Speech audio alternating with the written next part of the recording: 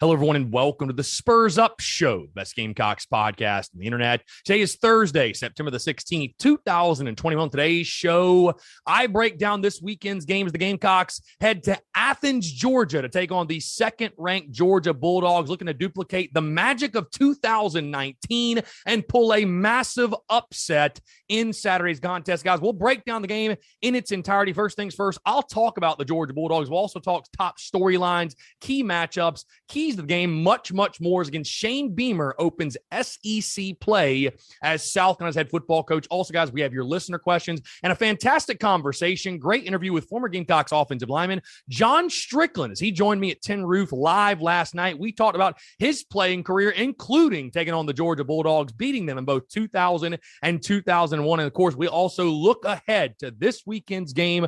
What must South Carolina do to pull off a massive upset between the hedges? Guys, before we get into everything, I want to tell you about our friends over at Upstate Movers Group, because the show is brought to you by our friends over at Upstate Movers Group. Guys, Upstate Movers Group, superior moving service. They bring care and attention other companies can't offer because they're just too busy maintaining trucks and profiting off of them instead of focusing on service. Guys, service is what separates Upstate Movers Group from the competition. They're not a trucking company. They're a moving services company, and they're also employee-owned co-op. Their movers are paid twice the industry average, and everyone on the crew is invested in your success. They have dedicated professional crew members, and they also offer black glove service. They offer end-to-end packing services, custom crating and packaging for special items, and cleaning services as well. They're founded by Greenville natives and University of South Carolina alumni, guys, so a Gamecock-owned small business. They also offer 20 years of project management moving experience, and they can offer logistics and solutions that traditional moving companies simply do not have the skills for. Guys, whether in the upstate or across the state of South Carolina,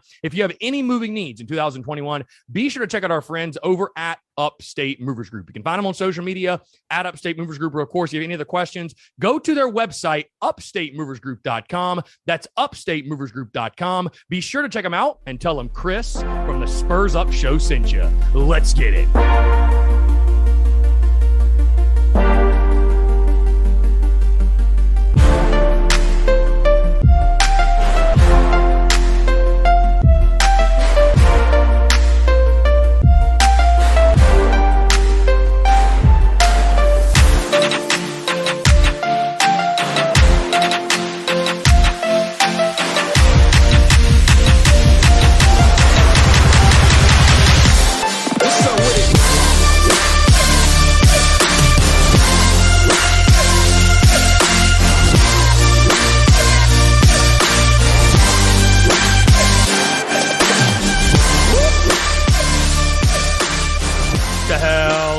To hell with Georgia, to hell with Georgia, to hell with Georgia, the cesspool of the South. Ladies and gents, boys and girls, happy Thursday. Hope you're all doing well. I'm Chris Phillips, host of the Spurs Up Show. As always, appreciate you all tuning in. And folks, win or lose, no matter what, it's always to hell with Georgia. Again, guys, thank you all so much for tuning in. I hope this show finds you well, no matter where you are, what you're doing, whether you're on the commute, you're in the office, you're on the job, you've got the day off, maybe you're in class, whatever it might be. Thank you all so much for tuning in. Now, first things first, as I told you all, before we get into the game preview itself and the breakdown and all that good stuff, I told you all, new microphone, who dis? First podcast being recorded with the new microphone, guys. If things sound a little different, I'm still working through the sound and making sure everything's set up properly and correctly and to best optimized for this microphone so we get the best possible crisp sound. But you might notice a little bit different. Yes, a brand new microphone in the studio. I told you guys, again, things might sound a little bit different, but hey, still yours truly, still the Spurs Up Show. You guys already know the drill. So again, appreciate you all. Thank you all so much for the continued love and support. Continue to rock with the content, rock with everything we do, man.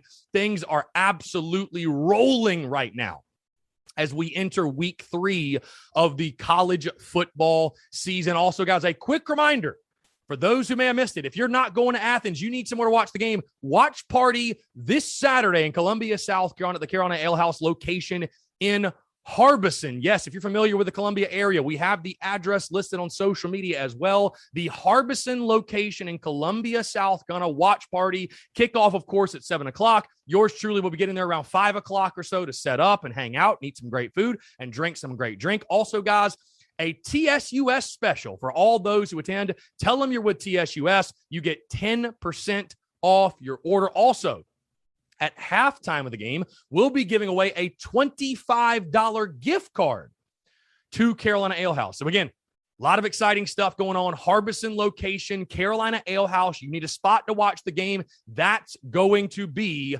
the place to be. So again, kickoff at 7. Doors open at 11 there. Of course, if you want to get out there earlier, you're more than welcome. I'll get out there around 4:30 or 5 o'clock to set up and hang out. And again, I hope to see you there. Going to be a really, really, really good time. All right, without further ado, guys, let's go ahead and get into it and break this thing down.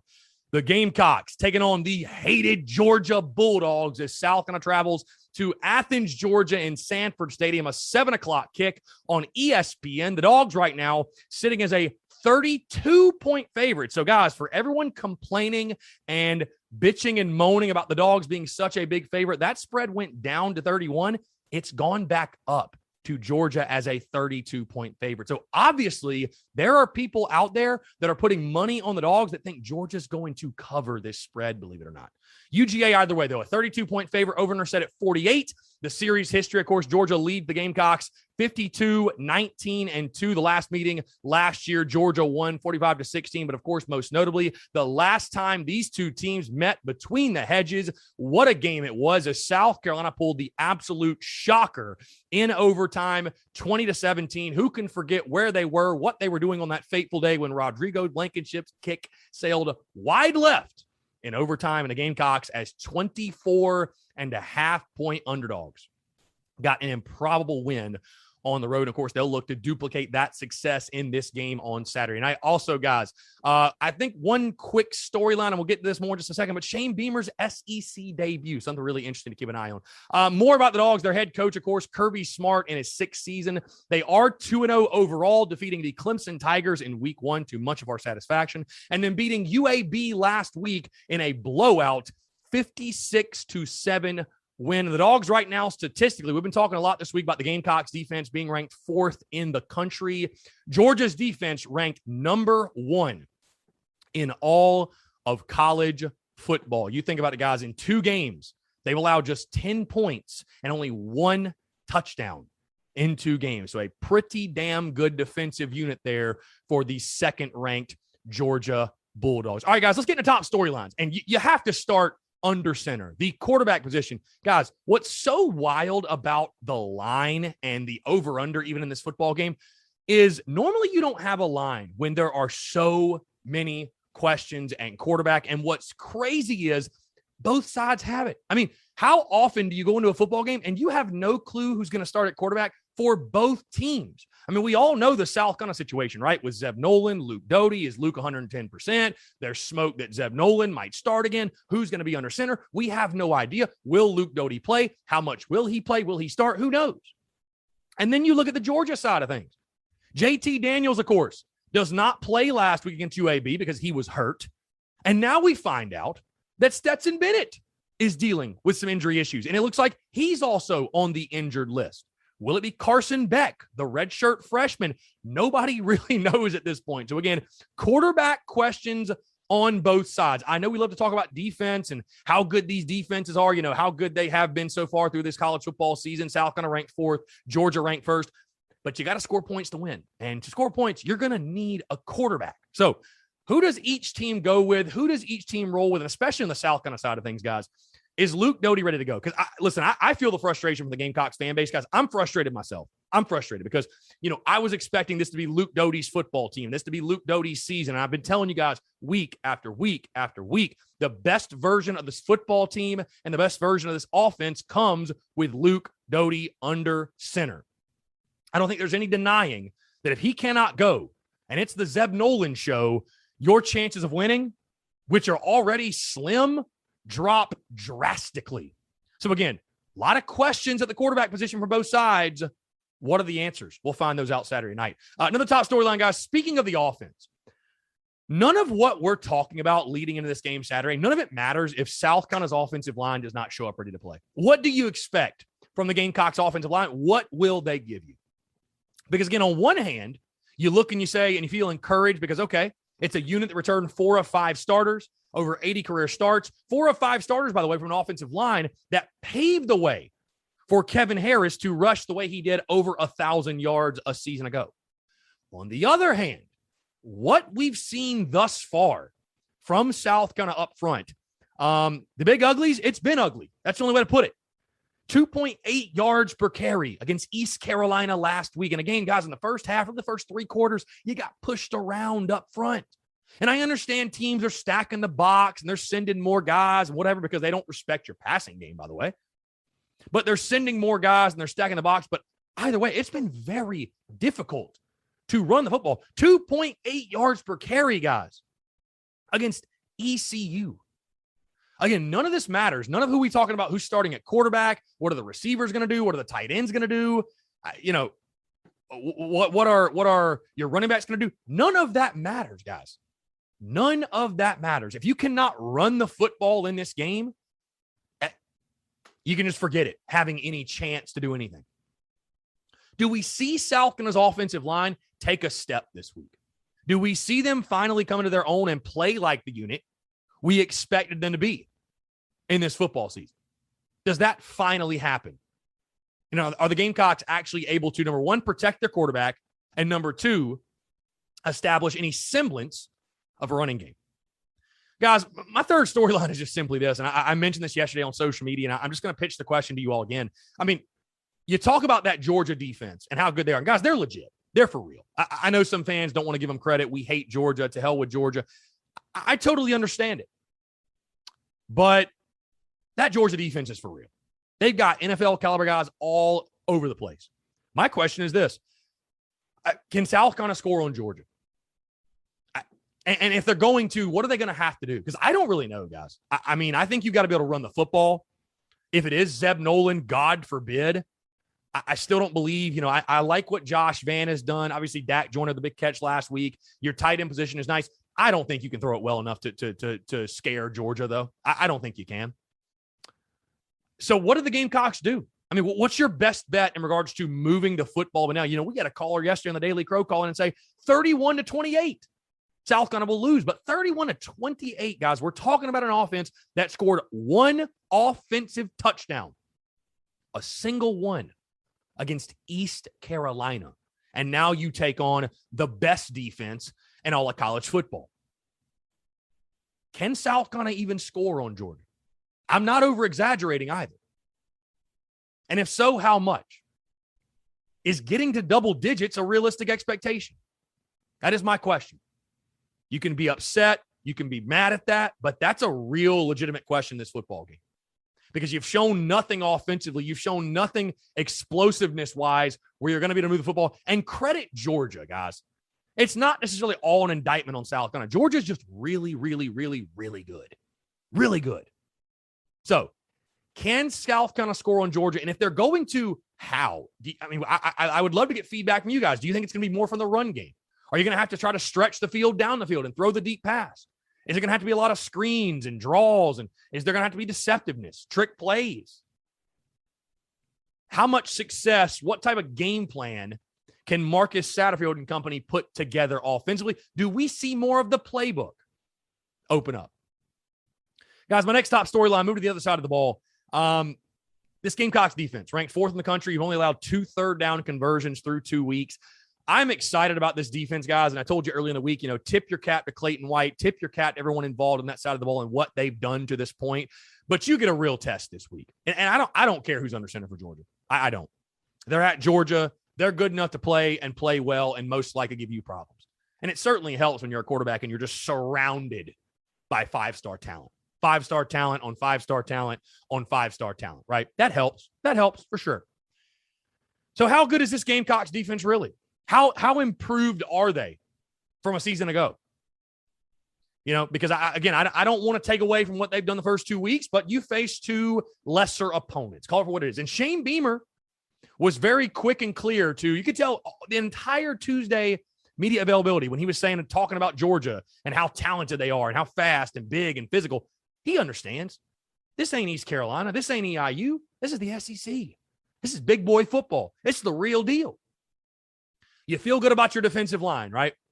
and what they've done, and J.J. Nigbari, of course, and Birch and Pickens and Strawn and Sterling and all those guys up front, Brad Johnson, all those guys up front. I think we'll find out a lot about the back half, the linebackers and the secondary. And even the defensive line is going to get a test because, hey, they've been the best unit on the field the past 2 weeks. But Georgia's offensive line, stocked with 5 stars. Georgia's offensive line will be ready for the challenge. So just how good are those guys up front? How good is that defensive line? That's going to be a fun battle to watch in the trenches, by the way. And again, like we've said before, we said in the preseason, they're going to have to be elite to give the Gamecocks a chance. Because I don't care who's starting at quarterback, like I said. You give him time, Georgia's got the weapons on the outside. They've got the weapons guys all over the place to, I think, beat you in the secondary. No doubt in my mind. For the people that are out here saying that, oh, the Georgia offense is terrible. Like, look at, people look at that Clemson game, and for whatever reason, I know they didn't score an offensive touchdown. I totally get it. But they also followed it up last week, winning 56-7, and I think they had like 49 points at halftime. This narrative that the Georgia offense is just abysmal, I think it's an over-exaggeration. No doubt. So again, the Gamecocks defense is going to get a real test. Just how good are they? And if you can put up a good performance, man, makes you feel like, holy smokes, you might really have something on that defensive side. Another big storyline for me, guys, Beamer Ball. Will we see Beamer Ball take place for a third straight week? And when I say Beamer Ball, guys, I don't even mean just special teams. Hey, back-to-back weeks with a pick six, right? Back-to-back weeks with a big play, a game-changing play like that. Of course, when you speak on Beamer Ball, you got to talk about special teams. Will there be a big special teams play? Because I think we all agree for South Carolina to, keep this thing close and potentially win it, you're going to have a big play in both defense and special teams.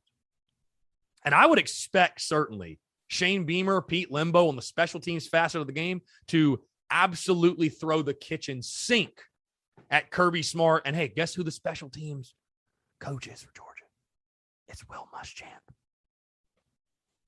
I would expect Shane Beamer, Pete Limbo to have one hell of a game plan prepared on special teams. And then, like I said, defensively, you can't necessarily bank on pick sixes, but can you force Georgia into some pivotal mistakes? Hey, the last time you were there, 2019, why'd you win the football game? Well, you forced 3 turnovers, 3 interceptions. One of them returned for a touchdown. You'll have to have a similar result on Saturday to have a similar result as you had in 2019. Guys, I just mentioned it. I just talked about it. If you thought I was going to go through this entire show without talking about it, you're crazy. But the Will Muschamp factor, I mean, that's certainly a major, major storyline. I'm surprised it's not being talked about more. But for the first time, since 2014, when he was at Florida, Will Muschamp will be across the sideline from the Gamecocks. And this time he'll be wearing the Georgia red and black. I think that, once the game starts, I mean, it's football, guys. Once football starts, it's football. You know what I mean? You don't really have time to think about all the emotions and, oh, my God, my old coach is over there on the sideline. But it's certainly something fun for us as fans to keep an eye on because that's going to be talked about a ton in game. That'll be talked about a ton by the broadcast booth and the guys up there calling the game and stuff like that. Does it really have any factor in regards to the on-field play and the result of the game? I doubt it. I highly doubt it. But it is interesting. Anytime you have a situation where we saw it, guys, you might remember we saw it 2016 when South Carolina played Florida, and in 2017 as well when South Carolina played Florida. And it was all of Will Muschamp's old players that he recruited, right? And the emotions after the game. I think we'll probably see something, guys, very, very, very similar because those players, a lot of them loved Will Muschamp. That's a fact. A lot of them did. But just that overall factor in this football game, it's a very interesting storyline to consider for sure. Again, something that I know we'll be talking about and keeping an eye on as we go closer and closer and closer and eventually get to kickoff. And then finally, guys, my final storyline for this one is just simply put, can South going to do it again? Can they pull the shocker in Athens? Again, guys, 2 years ago, I did feel strangely optimistic, I'll point out, going in that football game. But 2 years ago, South Carolina traveled to Athens, Georgia as a 24.5-point favorite. Underdog. South Carolina traveled to Athens as a 24.5-point underdog Georgia was the 24.5-point favorite and did the unthinkable. I mean, I still look at that game as probably the biggest upset in school history, honestly. And again, I've been very real and very honest this week with the prospects of South Carolina going to Athens and winning this football game. And I'm going to continue to do so. And of course, tomorrow I'll drop my score prediction. And but I'm not going to sit here and act like crazier things haven't happened. I'm not going to sit here and act like it's impossible because we've seen it before, right? And South Carolina, Georgia, being the rivalry it is, sometimes weird things happen. Sometimes strange things happen in these football games. Sometimes it is a Georgia squad that is so much better than South Carolina, quote unquote, better. And the Gamecocks, for whatever reason, are able to be that thorn in the side of the Dogs and give them a really, really tough competitive game. So not all hope is lost. We've seen this movie before. We've seen it happen. Granted, the spread is bigger this year, but we have seen the Gamecocks defy the odds in Athens, Georgia. And of course, Georgia knows that too. Georgia remembers what happens last time. Georgia remember the last time we were there and we chewed up their hedges and we smoked cigars and when we celebrated the W.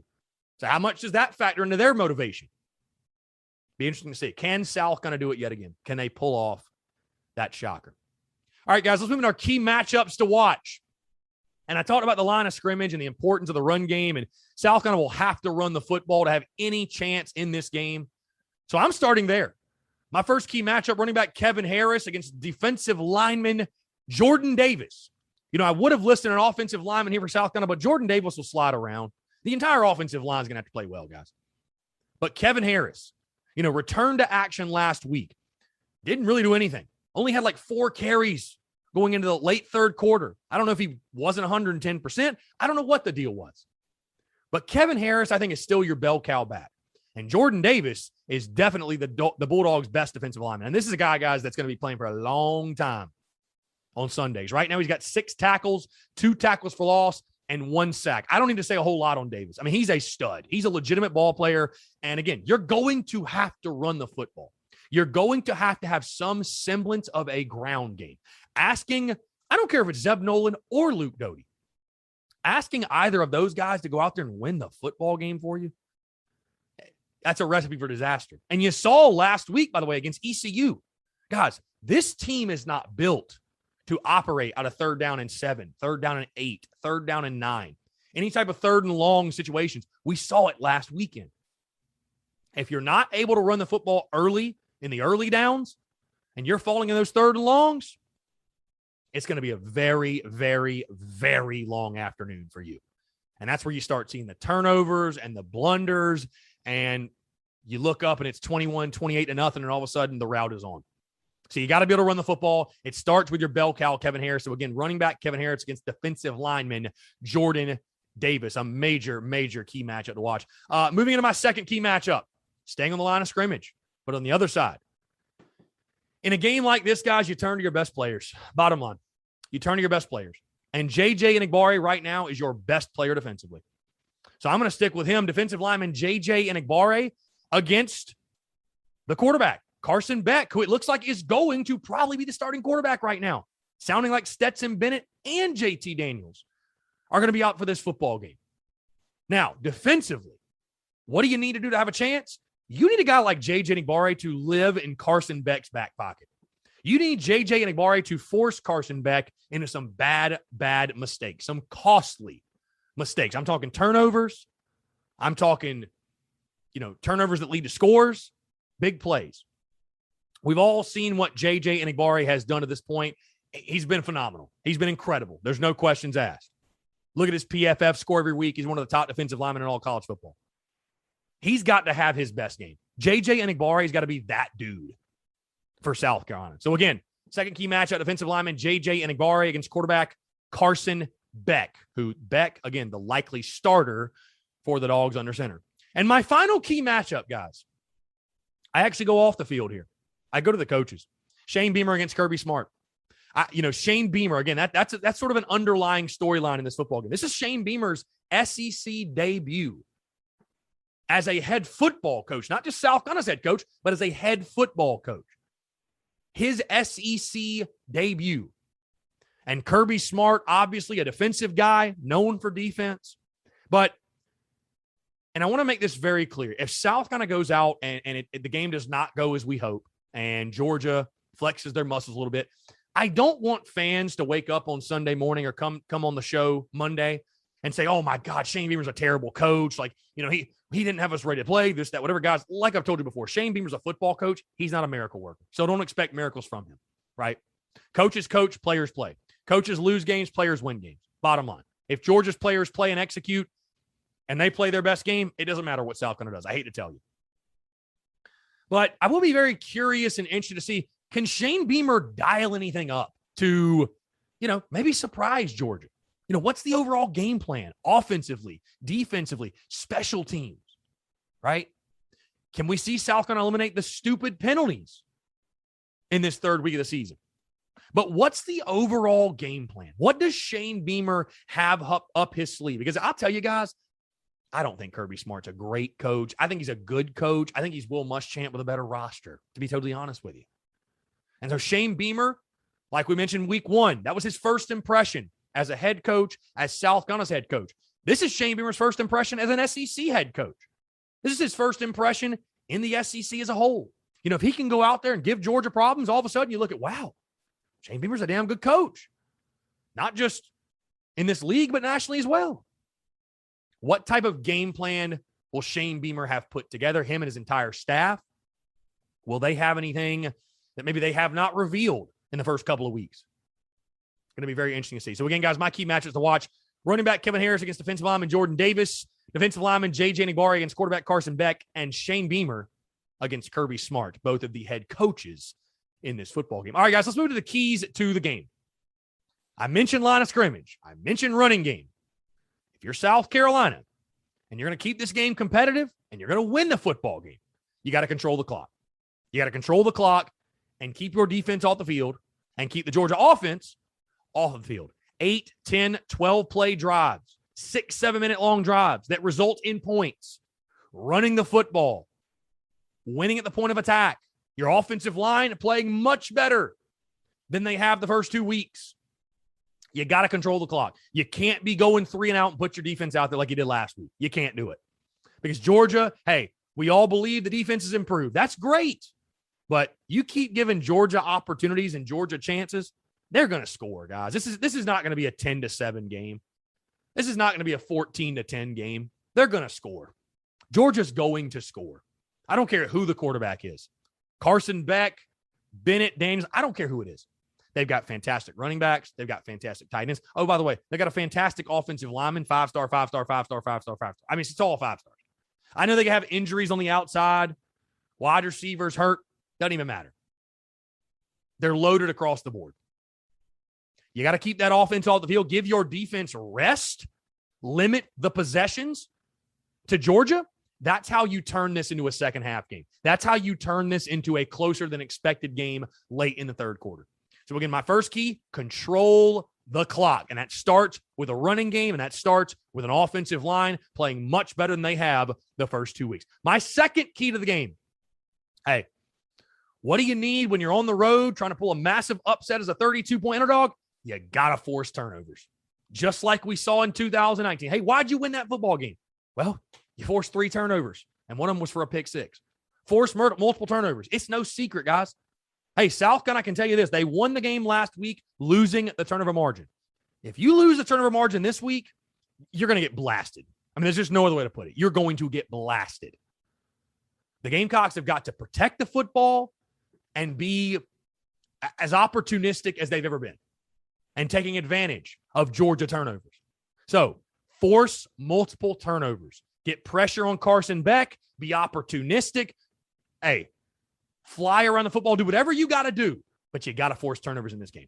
Georgia, if you look up at the scoreboard and they have 0 turnovers at the end, there's no chance you won. None. There's no chance because you're not just going to line up. They play their A game and you play their A game and you win. I'm sorry. It's not going to happen. You're going to have to force turnovers in this football game. And my final key to the game, guys, simply put, Beamer ball. Beamer ball. Whether it be a big play on defense, like I mentioned, a pick 6, a scoop and score, Hey, or whether it be special teams. You know what can swing a game like this? A kickoff return for a touchdown, a punt return for a touchdown, a blocked kick, a blocked punt. Hey, you really want to fight for an upset? You're going to have to do one of those things. Special teams is going to have to be special on Saturday. When you're trying to pull a big upset, it takes those type of momentum shifting plays to make it happen. So again, my keys to the game: control the clock, force multiple turnovers, and beamer ball. Special teams got to be special for you. Got to be special all the way around in this football game on Saturday. All right, guys, so that's going to do it for my breakdown of the Georgia game this Saturday. Of course, tomorrow I will have my score prediction as South Carolina travels on the road looking for another massive upset of the Georgia Bulldogs. What a win it would be. And again, guys, like I said, tomorrow I will officially lock in my score prediction for what I think will happen this Saturday in Athens. All right, let's move into your listener questions, folks. We got a ton of listener questions here. We'll start. Jarock did this beat, says Kirby Smart isn't too smart, is he? Not quite. Krusty Andy, what do you expect from Doty's return? What would you like to see from him? Well, assuming he does return, of course, devise a game plan to keep him safe, keep him out of harm's way. That goes without saying, but, just use your skill set, man. Be an athlete, gain some confidence, shake off the rust, because you're going to need him for Kentucky, man. You got to get him some live game reps. He's got to play. So use his skill set, maximize what he's good at, have a good game plan in place for him. That's what I'd like to see. Jay Painter 71 said, Beamer said it would be cool for Zeb to play well in his hometown. Is Zeb still QB1? Guys, I genuinely have no clue when it comes to this quarterback conversation. None. I mean, there's some smoke here that Zeb might be the guy. Who knows? Who knows, man? Who knows at this point? FA says, recipe for success on Saturday, and can we pull off that dub? Guys, I'm not going to be the guy that sits here and says you cannot pull off the dub, right? I'm not going to do that. Can you? I mean, anything's possible, guys. It's college football. Recipe for success, like I said, don't turn it over, force multiple turnovers, and probably force turnovers that lead to a score, if not a score themselves. Block a kick, a punt, make a play in special teams. And I hate to say it, guys, but pray to God Georgia doesn't have their A game. Because if Georgia has their A game, then none of what I even mentioned matters. Bottom line. That's what you did in 2019. Georgia did not play their best game. You took advantage of every single mistake. You didn't do anything stupid on your end, and it worked out. KJ Gonzalez, let's just say we somehow pull up a massive upset. What's our ranking at the start of next week? I mean, the Gamecocks are certainly in the top 25, probably like 20th. I have no idea. Charlie _987, is there any realistic shot we even stay in this football game? I mean, I think it's possible. I think it's possible. Again, if Georgia doesn't play their best game and you take advantage of mistakes and you make plays in special teams, it can happen. But all those things are going to have to happen. There's no doubt. Merck Carolina, what's Georgia's quarterback situation? Again, it seems like Carson Beck's the likely starter, but who knows? I mean, Stetson Bennett might be available. Maybe JT Daniels. Who knows? Really a crazy game when you think about how many issues there are on quarterback between both sides. Tate 1111 _ says, what game-breaking elements do we need to see Saturday to pull this thing off again, guys? Like I said, a defensive touchdown and probably a special teams touchdown. You probably need both. Final question. David Barnes 76. Is it just me or does Lloyd kind of look stiff while he runs? I think he'll knock off the rust soon enough. Well, I'll tell you what, the offensive line ain't block worth a damn for him. I'll tell you that right now. First things first. The other thing is this. I think Marshawn's a guy right now that's he's trying to hit the home run every single play. I think what Marshawn needs to focus on is just be a productive running back. We know you can hit the home run. We know you're going to do it at some point. Be a productive running back for us. He'll figure it out. Again, he's still a young player. Hey, he's only played 2 college games ever. So I think he'll figure this thing out.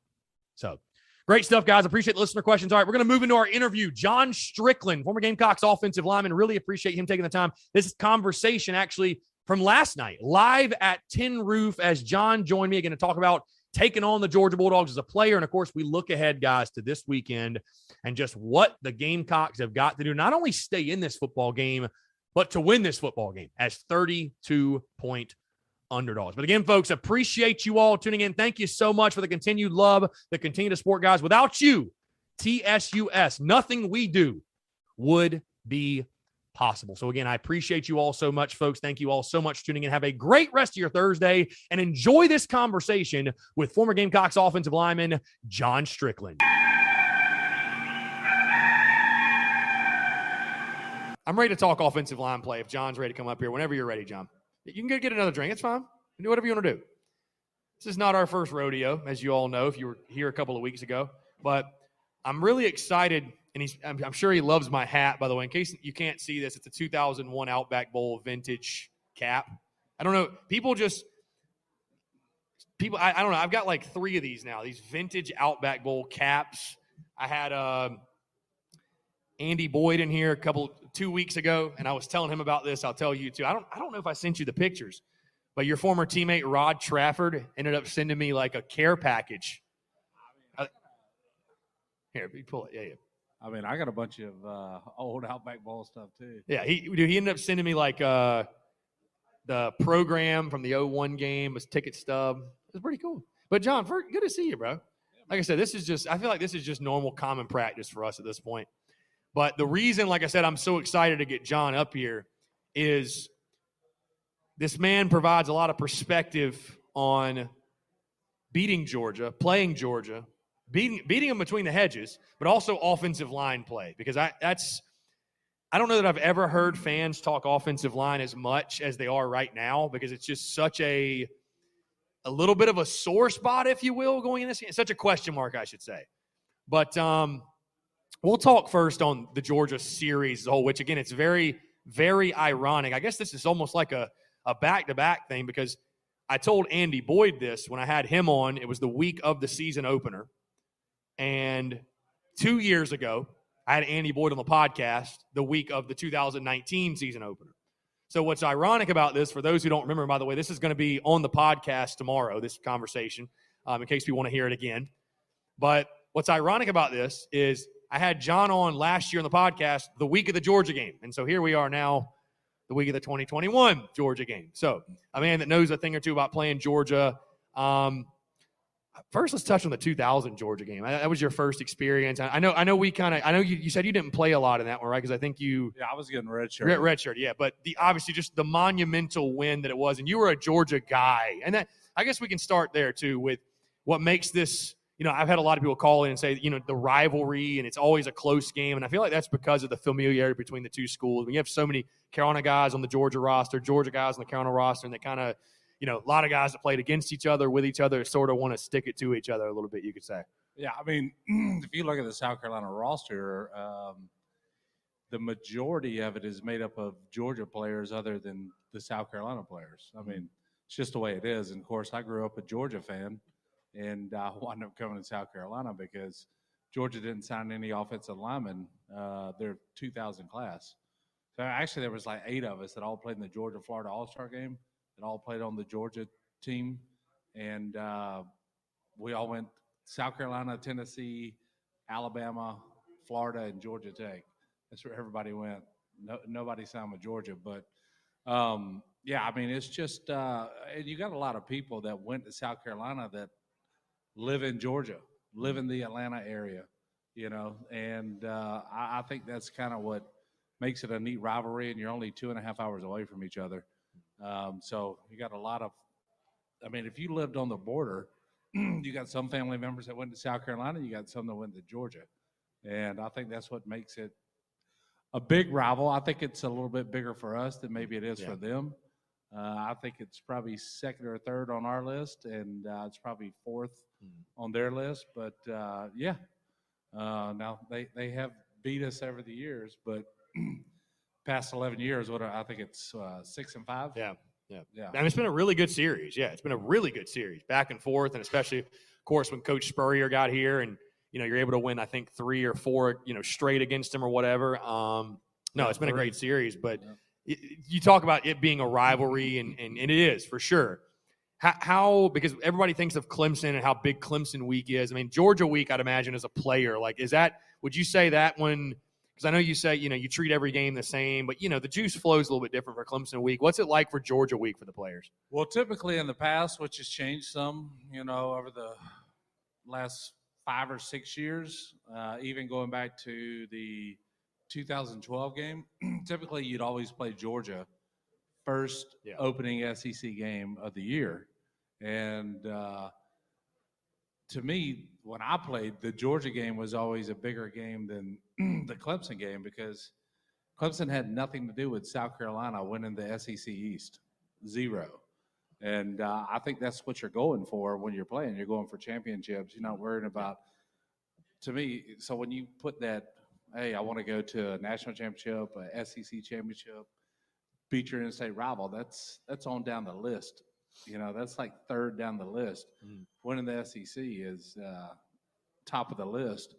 So the Georgia game is definitely a bigger game than the Clemson game, 100%. I don't care how you look at it. Yeah, and that's the attitude that Steve Spurrier brought as well when he got there and was ripping off the beat Clemson signs, whatever. He made the point. I agree with you. I agree with you 110%. I know fans hate Clemson. They sort of let that kind of cloud. It's like, guys, we've beaten Clemson before. We've never won an SEC before. Like that's what makes it. That's what makes the Georgia game. I would agree with you. Like a bigger game in that sense in regards to trying to win a title, if that is the ultimate goal, which it should be. Yeah, beating Georgia is at the top of your priority list, if you will. Yeah, 100%. Yeah. So the 2000 Georgia game, though, again, just really quickly, I know we touched on it last time I had you on, John, last year, but just experiencing that again, it's a game. I don't know if it was exactly like this weekend where it's like there's not many folks out there giving you a shot, but you guys obviously pulled the shocker, 5 interceptions. I feel like talking to some of your former teammates, man, it was one you guys expected to win, though. You expected to get that game. Yeah, I'll be honest with you. We knew in 2000 we actually had a really good team. There was tons of talent on that team. You go back and look at all the names and professional careers of the guys on those teams, we knew we had a really good team. But that game was probably the funnest day and night of my life. I mean, it was pretty awesome. I mean, we just went in. Defense just dominated that game. Just straight up put it to Georgia, and they had no answers for us. Quincy, 5 interceptions. Who can forget? Quincy, 5 picks. The Heisman campaign was very, very short-lived for former Georgia quarterback Quincy Carter. Now, 2001, and that's where this really, I don't know if we really dove into this last year because South Carolina was hosting Georgia, of course, at home. But just for the fans out there that, we've been to Sanford as fans, but for players, what are South Carolina's players going to be enduring Saturday night when they go between the hedges? And it's going to be a packed crowd. I mean, raucous atmosphere. I mean, it'll be electric, especially the way Georgia has it now. I love how they do the lights blinking red, and we need that. Get on that, Coach Tanner. Yeah, get on that. Where are the LEDs? Come on. But it's a tough place to play. That's for sure. Yeah. I'd probably rank it in my toughest places to play, probably 4th or 5th. Well, who would you put ahead of it? Oh, that's easy. Little Rock, Arkansas. If you I've play heard there, that. I've heard that. That is the hardest, loudest, smallest stadium to play at in the country. And then you got LSU. Yeah. And then Tennessee, man, I'm telling you, in 2003, and when we were there in overtime, we were down on like the 7 or 8 yard line, and I can't hear anything. Right. So basically, when Dondrell got under center, he would just tap me to let me know he was ready, and I just had to snap the ball because that's how loud it was. You couldn't hear a thing. So that place right there, when it's a good game and Tennessee's good like they were then, that place is super loud. But that place is also my funnest place to play. Yeah, I love playing at Neyland. No, and that's a place I've actually never been. I'd love to make it up there, and of course, I've never been in Neyland. Never been in Neyland. So that's on the priority list for sure. But again, we mentioned Sanford, and it gets raucous, it gets loud. But 0-1, you guys were able to hush the Dogs. Obviously, Phil Petty, his late game heroics, and Brian Scott with the catch, and again, what a great game that was, an incredible game. Back-to-back wins over the Dogs. You being a Georgia kid, just what do you remember about that game specifically, getting that W in Athens? I mean, it was just a grind-them-out game. And obviously the best part of the game is when we were able to drive down late and Brian Scott just making that just crazy catch over Bruce Thornton, I think it was. Yeah. And I love Brian. Brian had posters made now of himself catching that pass. He would carry them around in the trunk of his car, and anybody ask him about it, he'd pull a poster out, sign it for him, and give it to him. Legendary move. Now, what I think is interesting too, man, is again, you won those 2 against Georgia. You also had some honestly, some heartbreaking losses. 0-2, 0-4, I think vividly. I think 0-4. 0-4 was one of the worst losses I've ever had in my career. 0-4, I think, was the first time I ever cried as a South Carolina fan. Like I was a little kid, or I was like 12 or 13, and like literally cried watching the game because I was like, why? That was the first moment I remember thinking to myself, why does God hate my team? That's really what I thought about. It was 16-0. That was the Dondrell to Troy Williamson blackout. I mean, it's a packed Willie B. And David Green and what was it, Thomas Brown, I think, on that team. And or Freddie Pollock. Yeah. So yeah, Pollock was still in there too. Yeah. Those. But again, you've seen both sides of it. You've seen both ends of it. And again, the how great victory can feel, and also the agony of defeat in that series. Yeah, it's a very real thing. The 2004 loss was probably the second worst feeling I ever had after a loss, other than the 0-3 Tennessee overtime loss the year before. But the 0-4 Georgia game, I mean, we're up 16-0. They come back, take the lead on us, and we're down 20-16. And we're down on the 6-yard line, about to score. It's 4th and 1. Of course, I'm pleading my case of what the play call should be. The coaches say another thing, and we run what the coaches wanted to do. I think if we ran what I wanted to run, we would have got a first down, and we're going to win the game. Anyways, yeah, that was just it was a heartbreaking loss in a game we shouldn't have lost. Yeah. Should not have lost. I mean, that 0-4 team, if you go back and look at it, we finished 6-5. You can go back and look at the Georgia game, the Ole Miss game, the Arkansas game. It's just 3 games that we just gave away. Yeah. Yeah, there were some close losses.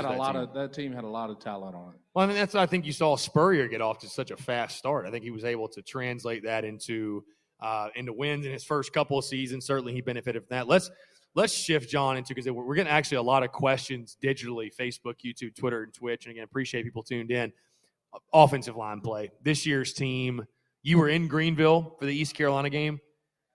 What's going on with the offensive line? I think I got to text you this. In the East Carolina game, they were stacking 7 to 8 guys in the box and basically just saying throw it. Right. So I think that's why you saw the run game, the first half, just looked terrible. Obviously, the fourth quarter, we got it figured out, and we were like, hey, well, we're faster than them. Let's start hitting these outside zones on them. And it worked. But, I mean, the offensive line play, I mean, it's not all on the offensive line, but, I mean, there's been some missed assignments, and they just hadn't quite gelled together as good as you would like, especially with the guys with that many starts. Well, that's what I was going to say. And how surprising is that when you got 4 or 5 guys coming back from a line that did what they did last year and over 80 carear starts? I think that's what's the most surprising I think part. one thing you got to look at, it's a new system. Right, okay. Right. So you got to take that into account. You have a new left tackle. Okay, that's left tackle is probably the second most important position on the offensive line, other than center, and so you got to take that into account. But I mean, like I said, the ECU game, they were stacking the box on us, so it's kind of hard to block guys when you're outnumbered. So I know a lot of people don't really see that, but it was happening the entire game and daring us to throw it. And obviously, we weren't able to throw it. I'm giving them the benefit of a doubt, though. I think with a team like Eastern Illinois, we should have just road graded them, no problem, and we didn't. Right. So that was a little bit disappointing. But like I said, O-line looked good in the fourth quarter last week, so hopefully we can carry that forward. But, yeah, I mean, you can't put it all on the O-line, but O-line's got to step up Yeah. Especially this week. Yeah, I think, too, one of the things, especially in week one, John, is I think the expectations for the run game also were just so high. Yeah, and it's you look at what we did last year. Right. And it's 1,000-yard back in 10 games, all SEC play. Yeah, and it's like you mentioned, too, though. I talked about it all preseason. Like, hey, if I was a defensive coordinator, yeah, I'm going to stack the box also until South kind of proves they can throw it consistently enough to make me be honest in the passing game. I think you might see some of that this week. Yeah. Because Georgia's got a lot better DBs than ECU's got. So if Georgia feels like they can lock up man-to-man, yeah, they're going to just stack the box and say, until y'all start hitting some passes on us, we're just going to dare you to pass on us. Yeah. And Jesse Jacobs makes a point, by the way. You mentioned about like a new scheme and a new system, and you've heard some of the coaches say that the O-line issues are just miscommunications with the quarterback and shifts. And so that goes back to like what you were saying with it just being new system, new scheme, new verbiage. It's just the adjustment to that. Yeah. Yeah. But still, that's no excuse. You still got to pick it up, learn it, play better. But that is definitely a contributor to what's going on. Yeah, and I would say I still do feel encouraged about the offensive line just because, like we said, you do have 4 or 5 guys on that line that did what they did last year. Like, you can't forget about how good they were a year ago. And again, you've got depth. I think you really have. It sounds like from what Adkins and Satterfield have said, they've got 7, 8 guys they really, really like. Yeah, that's all you need. Right. Yeah. So, I think they've got enough to be successful. And I still feel like the running game is going to come around. But you're right. You need a passing game to complement it. It's just, you can't throw it. There's not much you can do in a run game. There's not much an offensive line can do also. So, we'll look at this game this weekend, man. Again, going to Athens between the hedges, it's no secret that the type of task it is. If you listen to Shane Beamer, which I'd love if some of our fans actually did listen when Coach Beamer talks, but he mentioned how good Georgia is, how talented they are. He said it's maybe the best Georgia team ever, best Georgia roster. Outside of a win, I'll say this: what do you most want to see, like, improvement wise? Do you want to see the offensive line? Do you want to see quarterback play? I want to continue to see the defensive line play the way they've been playing. Yeah. But against better talent. Yeah. That's one thing I want to see. I want to see the front 7, hold Georgia in the run game and not give up big plays. And obviously, I want to see the offensive line. Let's get a little bit of a running game going. I think it'd be great if we can rush for about 150, 160 on Georgia. Clemson had 2. Actually, I'd be happy with about 130. Yeah. But I think that would show a lot of improvement. And then, obviously, quarterbacks, we say we're up in the air, but if Luke's 100%, you got to play Luke and put him out there and see what he can do. Zeb will probably be the first one to tell you just everything I've heard and learned about the guy, because I don't know him personally, but he'll tell you last week that, man, I just threw some bad balls, missed some wide open guys. It is what it is, but I think I've heard people saying, well, why risk getting Luke hurt for Georgia and just save him for – no, that's not how it works. Yeah. You put your best players on the field to win that game that day. Yeah.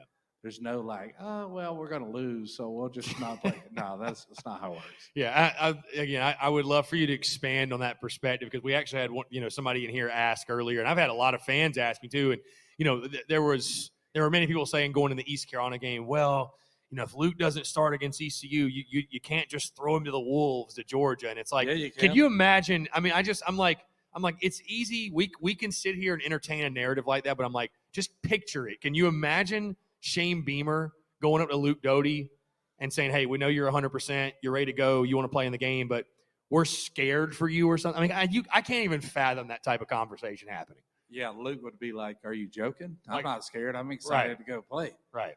I played against these guys last year. Now, we might have got beat up, but, hey, I want another shot. Right. Let's competitor mindset. Not everybody has it. The guys playing on Saturday, they know what it's about. Play your best player. You're going to go try and win the game, because I'm telling you right now, okay, Georgia's had, since Kirby's been there, probably top 3 recruiting classes in the country just about every year. Yeah. All right, so they got a bunch of 4- and 5-star players, Well, if you go down our roster, we actually have a good bit of 4-star players and a few 5-stars sprinkled in. It can be done. Now, I don't think it's going to get done this Saturday. It's a tall task, but you just never know what's going to happen. So you're not going to leave anything in the tank. You're not going to say, "Oh, we're just going to hold you back and we'll save you for what we think we can win next week against Kentucky." That's just not. How I mean, this is kind of a game too that'll sort of set the tone in a way for it's your SEC opener. You know what I mean? I think outside of the result, I think a lot of positive can come from this weekend. I think a lot of good things can come from this weekend. You show signs of improvement, like you were saying, and you can carry that momentum over, if you will, over into the Kentucky game. And I mean, it's a long SEC season, so I think a lot of good can come out of this weekend in Athens. To be honest with you, I agree 100%. I mean, it's just another week to get better.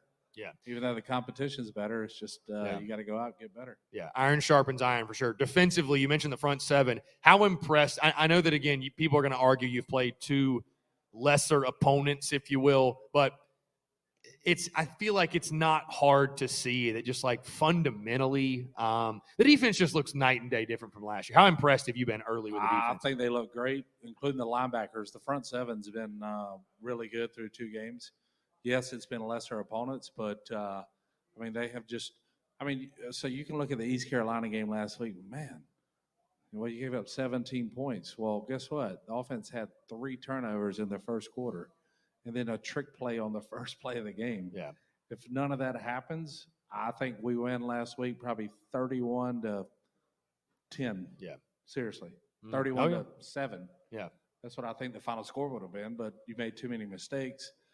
Give up a trick play on the first play of the game. Yeah, all that cost it to be as close as it was. The game really wasn't as close as you think it was. Right. Yeah, I mean, it really wasn't. Have you ever seen a game with that much home cooking in it? Boy, I don't even want to get into it. Those calls with the refs, man. Chrissy's out there shaking her head. I mean, it was bad. Yeah. We were there watching. It was bad. Right. I've never seen so many, let's go check the replay. It was brutal watching it on TV as well. I can tell you that much. I mean, it from the Dak Joyner down, not down thing to, I mean, every 50-50 call going against Carolina. But, looking back at that game too, though, man, I said it after the game, whatever the score, you found a way to win. I feel like that's one of those wins for Coach Beamer he can really use to build on and build the program. It's kind of like, I feel like a win like that, again, no matter who it comes against, it sort of reaffirms everything they're saying in the building. It's like, hey, this is why we're doing this. This is why we're doing that. Like, this is why what we're telling you, we're not just blowing smoke up your ass. Like, there's a reason for everything. And again, when you're able to fight adversity and get a win like that, I don't want to put too much stock in a week 2 win over East Carolina, but really, I feel like it's one of those wins Shane Beamer and company can build on. Yeah, 100%. And it allows you to correct mistakes because there was a ton of them, a ton of mistakes. But a win's a win. Yeah, for sure. I'll take a 1-point win every week of the season. Yeah, and it's a lot more fun to correct mistakes coming off of a W than it is coming off of a loss. Yes, 100%. No question. Because the mindset's different. Yeah, absolutely.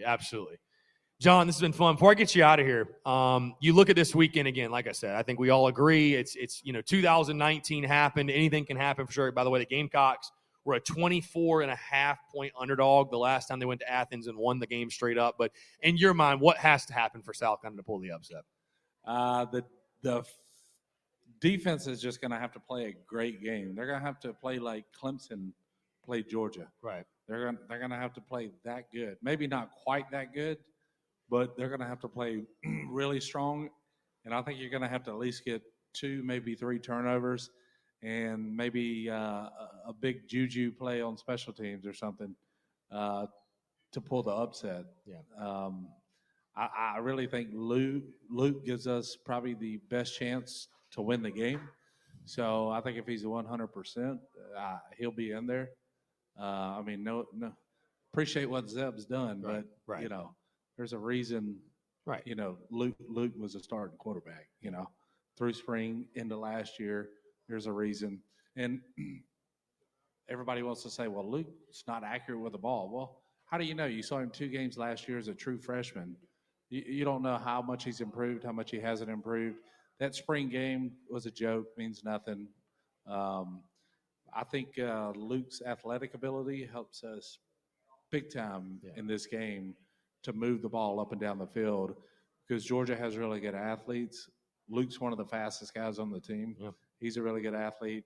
So I think that's it, and you're going to have to get the running game going somehow. So I think that's kind of your keys to the game. But I think the defense is going to have to step up and just have a phenomenal game, which with the front four we got and the two deep on the front four, I think those guys have a chance to disrupt that Georgia offense. Yeah. Have you ever seen a game like this one this Saturday where, I mean, we don't know quarterbacks for either team at this point. Like, it's insane. Like, yeah, it's kind of crazy, especially for two teams going into a game. Right, now, right. I've seen it for one before. Right. Obviously, we've seen it for the past.